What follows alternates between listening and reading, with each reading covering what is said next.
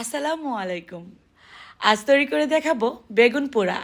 বেগুনের এই রেসিপি থাকলে গরম গরম ভাতের সাথে জমে উঠবে ভালো।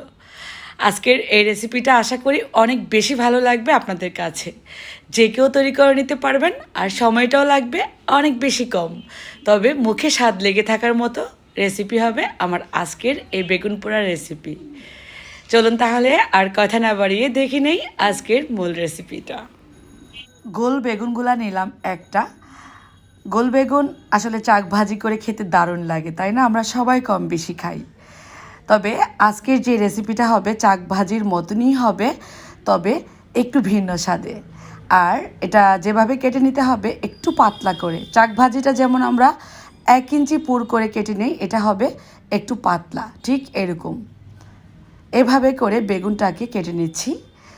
বেগুন কেটে নেওয়ার পর অবশ্যই ভালোভাবে ধুয়ে নিতে হবে বেগুন। 2-3 বার করে বেগুনগুলোকে ধুয়ে নিব।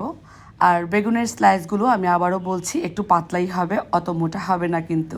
বেগুনগুলা ধোয়ার পর কিছুক্ষণ পানিতে ডিপ করে রাখলে কালচে কালার ভাবটা বেগুনে থাকে না। তো বেগুনগুলা ধুয়ে আমি পানিতে ডিপ করে রাখলাম। আর এদিক থেকে বেগুন পোড়া দেওয়ার জন্য মশলাটা রেডি করে নিচ্ছি। 1/2 কাপ পরিমাণ সরিষার তেল দিয়ে দিলাম। এবার দিয়ে দিব পেঁয়াজের পেস্ট 1/2 কাপ পরিমাণ। পেঁয়াজ ভালোভাবে ভেজে নিব সরিষার তেলে। সরিষার তেলেই হবে এই বেগুন পোড়া। পেঁয়াজ ভাজতে ভাজতে ব্রাউন কালার চলে আসলে এর মধ্যে আমি কিছু পরিমাণ গুঁড়া মশলা দিব অল্প অল্প করে। লাল মরিচের গুঁড়া 1 টেবিল চামচ পরিমাণ দিয়ে দিচ্ছি। হলুদ গুঁড়াও দিচ্ছি 1 টেবিল চামচ পরিমাণ। ধনিয়া গুঁড়া দিব 1/2 চা চামচ পরিমাণ। ভাজা জিরের গুঁড়া দিচ্ছি 1 চা চামচ পরিমাণ। লবণ দিয়ে দিচ্ছি স্বাদ অনুযায়ী। এই গুঁড়া মশলাগুলোই লাগবে। এবার এই মশলাটা ভালোভাবে কষিয়ে নিব। একটু বেশি টেস্ট বাড়ার জন্য দিয়ে দিচ্ছি টক দই, টমেটো সস দিলাম 1 টেবিল চামচ পরিমাণ। টক দই দিলাম 2 টেবিল চামচ পরিমাণ। টেস্ট দ্বিগুণ বেড়ে যাবে টক দইটা দিলে। এবার 2-3 মিনিট সময় ধরে এই মশলাটাকে ভালোভাবে কষাবো। কষানো হয়ে গেলে বেগুনের স্লাইসগুলো দিয়ে দিব। দেওয়ার পর একটা সাইড থেকে কড়াইয়ের মধ্যে এভাবে করে সিরিয়াল ধরে রাখবো। এখানে যে পরিমাণে মশলা হয়েছে, আমার যে কয়টা বেগুনের স্লাইস আছে হয়ে যাবে। যদি বেশি পরিমাণে নিতে চান আপনারা, সেক্ষেত্রে একটু বেশি পরিমাণ করে করে মশলা দিতে হবে। পেঁয়াজটা দিলে সুন্দর একটা ফ্লেভার বের হবে, বেরেস্তা ফ্লেভার। সেজন্যই কিন্তু পেঁয়াজের বাটা লাগবে। সবগুলো একই প্রসেসে আমি মশলাটাকে গায়ে গায়ে লাগিয়ে দিব বেগুনের স্লাইসের।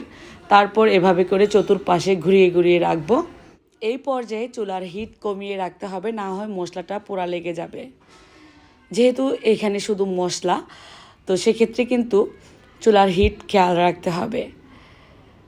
আমার এখানে যে পরিমাণ মশলা হয়েছে সবগুলো বেগুনে হয়ে যাবে। তারপর কড়াইয়ে ধরে এভাবে করে সাইড করে করে চুলার হিটটা লাগাতে হবে। এই পর্যায়ে চুলার হিট থাকবে মিডিয়াম হিটে। নিচ থেকে খেয়াল রাখতে হবে যাতে করে পুড়ে না যায়। তারপরও একটু পোড়া পোড়া না হলে এই বেগুন খেতে ভালো লাগবে না। যতটা কালার হবে ততটাই কিন্তু টেস্ট বাড়বে এই বেগুন পোড়ার। একটা পাশ হয়ে গেলে উল্টিয়ে দিচ্ছি। সুন্দর একটা কালার চলে আসছে। আমরা বেগুনের চাক ভাজি খাই, তবে এভাবে করে একবার বেগুন পোড়া খেয়ে দেখবেন কত বেশি মজার হয়। হয়ে গেল, এবার আমি নামিয়ে নিলাম। গরম গরম ভাতের সাথে জমে ওঠার মতনই হয়েছে আমার আজকের এই রেসিপি। অবশ্যই একবার হলেও ট্রাই করবেন আর খেয়ে জানাবেন কেমন লাগলো আপনাদের কাছে। আজকের মতো আমি বিদায় নিয়ে নিব। সবাই ভালো থাকবেন, সুস্থ থাকবেন।